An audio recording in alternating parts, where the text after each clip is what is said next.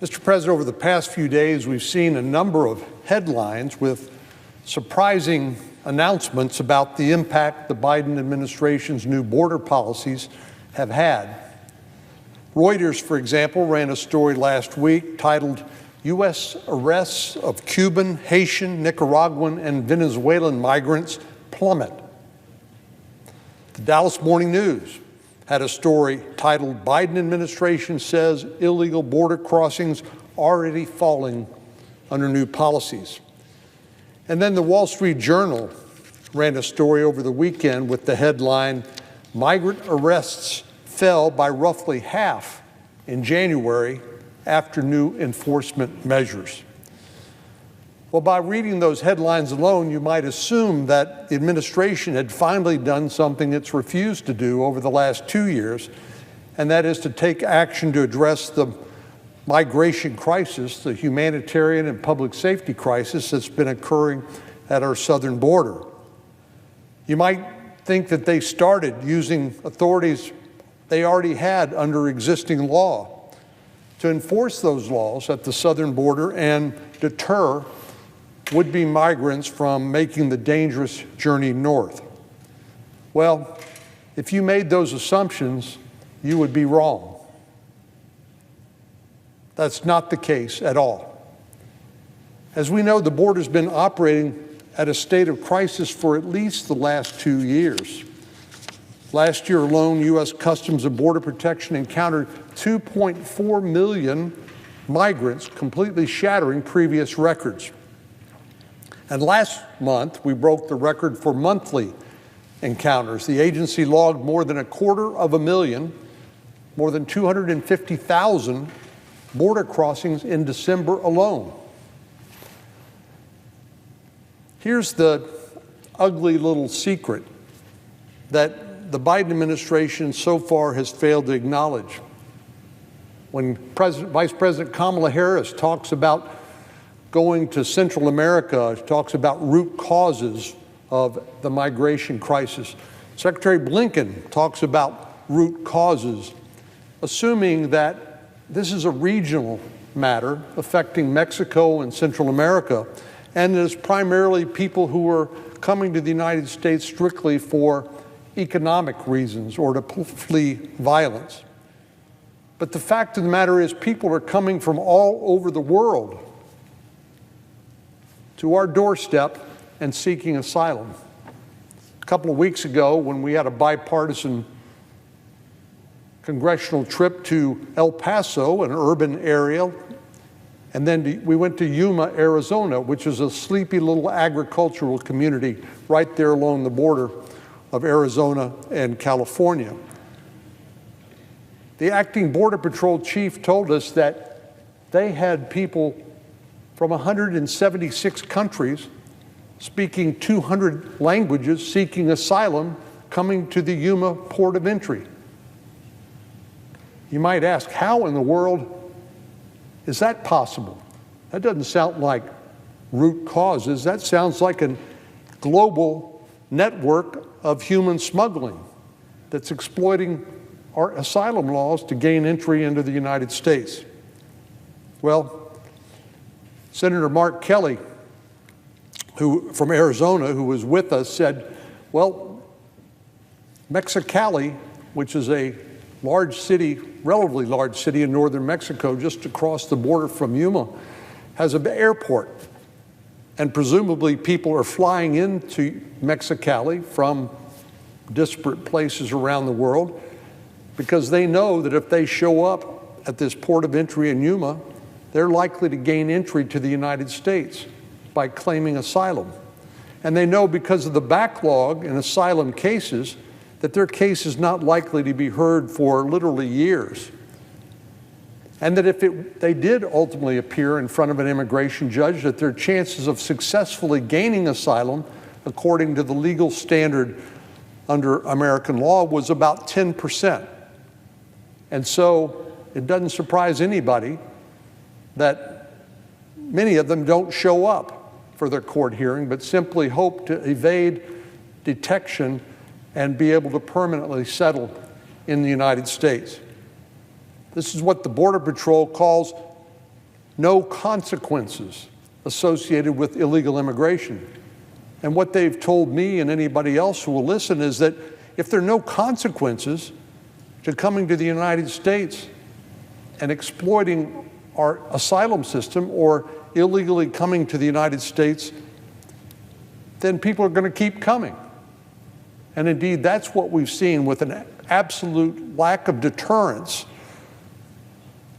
because of non-enforcement and because of the Biden administration's border policies. So people all over the world are taking advantage of the Biden administration's weak policies. They're crossing our southern border at an alarming rate, imposing huge burdens on the border communities in states like mine, like Texas, that do not have the resources to meet the demands of this crisis. It wasn't that long ago where Del Rio, Texas, small community of 35,000 people, had 15,000 Haitians arrive in their city and claimed asylum. As it turned out, many of those Haitians had been living in South America, having fled Haiti previously, but they'd been living more or less peacefully in South America, but because they saw an opportunity to come to the United States and exploit this same asylum system, that they showed up in Del Rio, Texas, 35,000 people, 15,000 of them, overwhelming the capacity of that small city to deal with them. Until recently, the administration saw two options when it came to migrants. Option one was to use the authorities granted under Title 42 to expel these individuals to Mexico. Of course, Title 42 is a public health title that's been in place because of COVID. Now, option number two was to parole them. Basically, that means to grant them permission to enter into the United States, where they would await immigration court proceedings, which, as I said, because of the backlog, because of the sheer volume, will take years. Under the administration's so-called new plan, there's now another option for Cubans, Haitians, Nicaraguans, and Venezuelans. So that's 4 countries.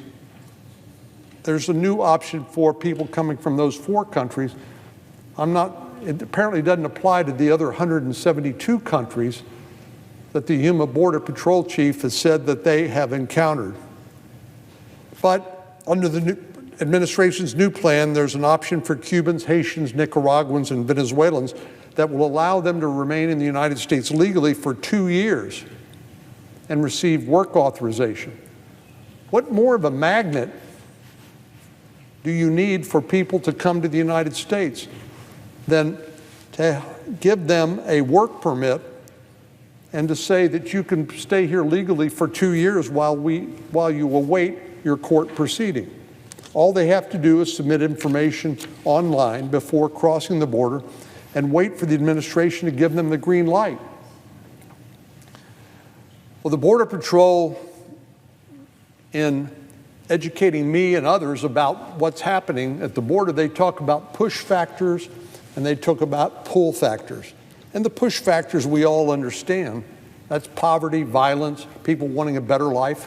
We don't begrudge people who want a better life, who want a piece of the American dream, but we should insist that they come to the country through legal means, not illegal means, not exploiting vulnerabilities in our asylum system. But there's no greater pull factor than this idea that there will be no consequences to come to the United States, that you will successfully make your way into the United States, into the interior, and you'll be able to stay. That's the ultimate pull factor.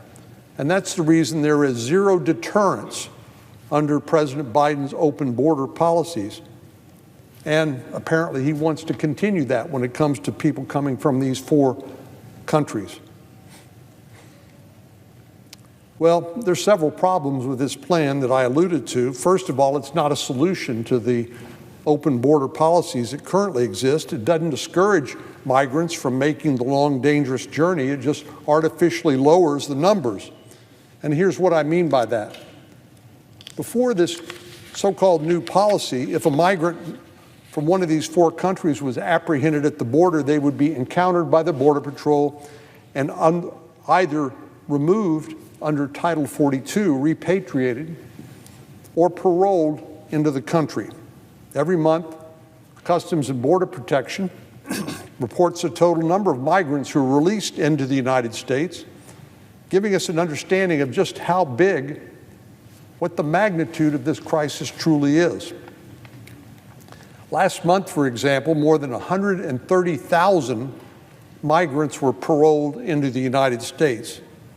130,000, given the paperwork to move into the United States. The administration's taken a lot of heat for the fact that it's engaging in catch and release at an unprecedented pace. Basically, what that means is that rather than being detained while your asylum status is determined, and as I said, the vast majority will not ultimately qualify if they appear in front of an immigration judge, catch and release just makes this worse. Rather than stop the practice and actually detain and remove migrants without legitimate asylum claims, the Biden administration came up with this new policy to, in effect, cook the books.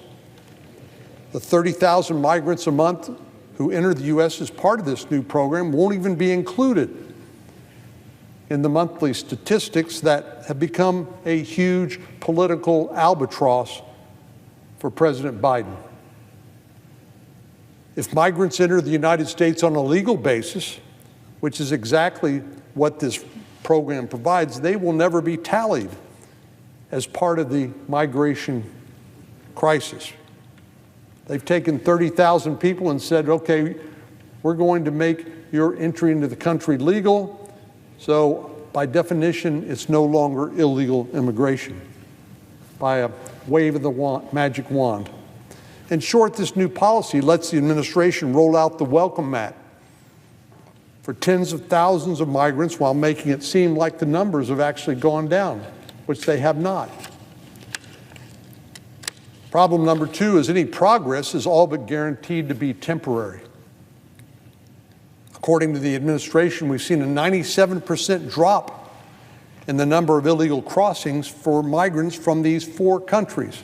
And as I said, these are just 4 of the 176 countries represented by the folks who show up at the one Yuma Border Patrol crossing currently. So it's just 4 countries. It appears now that there are thousands of migrants who would have previously arrived at the border who are now waiting for the Biden administration to approve their online application. But what happens after those 30,000 spots are filled? What happens when it takes months rather than weeks for migrants to receive the green light? I can tell you exactly what will happen. Migrants from these 4 countries will start coming across the border illegally once again. Will they be expelled under Title 42? Will they be paroled into the interior? Only time will tell. But one thing is for sure, once the line gets too long, we'll be right back where we started, only with an added challenge.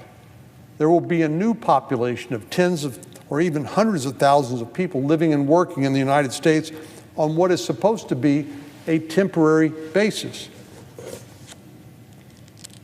As Ronald Reagan once noted, he said there's nothing so permanent as a temporary government program.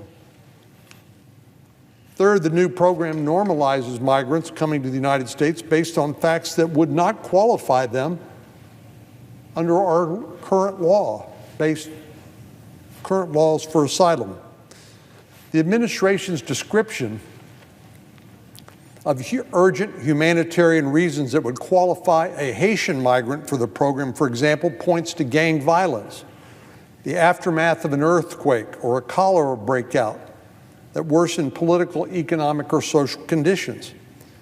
Now, we can all agree these are terrible conditions, but they don't meet the standard for a valid asylum claim.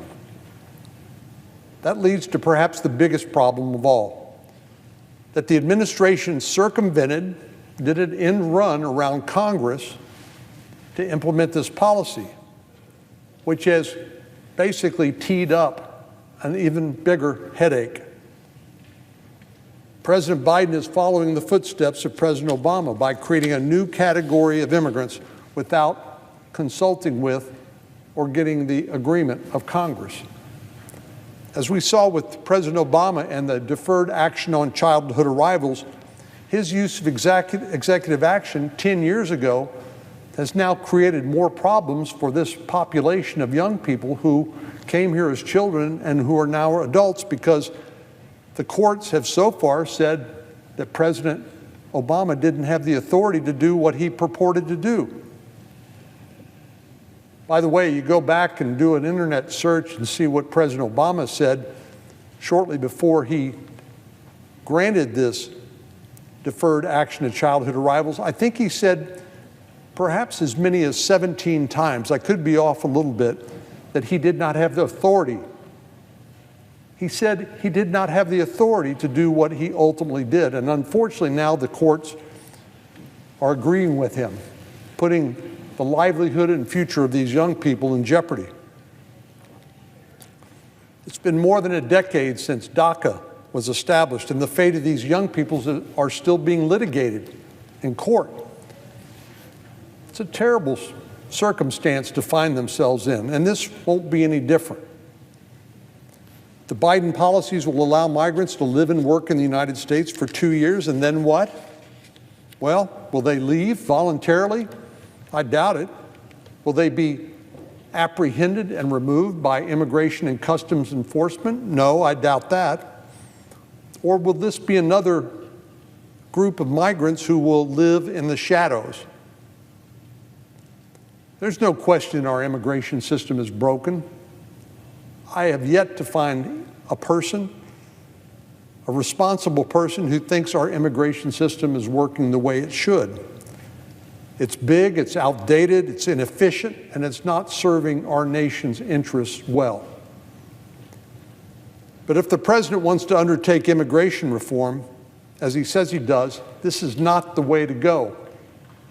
By end-running Congress to try to establish new categories of immigrants, he's poisoning the well.